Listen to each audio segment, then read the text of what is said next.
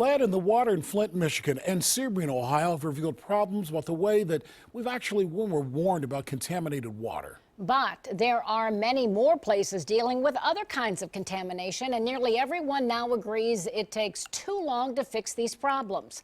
Tonight, NBC4's Dwayne Pullman continues his NBC4 investigation on what it's going to take to solve our failure at the faucet.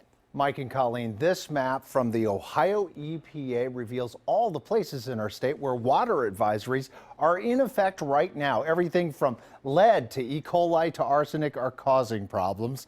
And some of these advisories, they go back years. But so far, the proposal to speed things up deals only with lead and copper.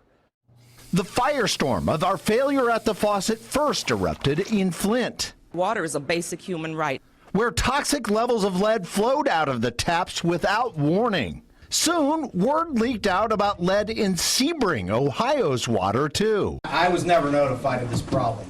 Trust me. Again, people were not told about toxic lead levels until months later. I have a piece of disappointment there that this one fell through the cracks. Ohio EPA Director Craig Butler has stepped in, placing 2 regional EPA employees on administrative leave and rushing relief to Sebring, offering bottled water and filtration devices.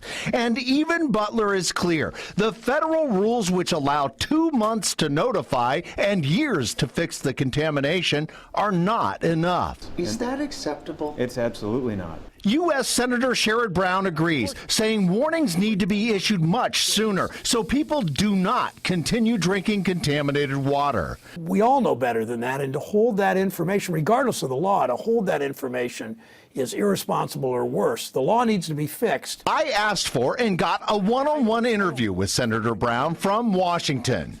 I also got this, an advanced copy of a bill Senator Brown, along with Republican Senator Rob Portman, are now pushing for on Capitol Hill to get the lead and copper out of drinking water. It speeds up the time it takes to notify people of a problem from 2 months to 15 days. And forces systems to come up with a plan to remove the contamination in 6 months instead of the current 18 months. It's all about common sense. But Brown's bill only targets lead and copper. And as this EPA map of Ohio shows, lead is the contamination in just 14 of the 80 cases. E. coli, chemicals, even arsenic are on this list of failures at the faucet. What's in your water? We have arsenic. NBC4 found this building that serves the developmentally disabled in Pickerington, where drinking fountains are bagged and notices have been hung. And bottled water has been hauled in for a year now. And the fix is still a long way off. I mean, hopefully it's within 2 years, yeah. Is that acceptable? It's too long. Senator Brown and other lawmakers agree, but say they have to start with lead. We want to get to arsenic and others, too.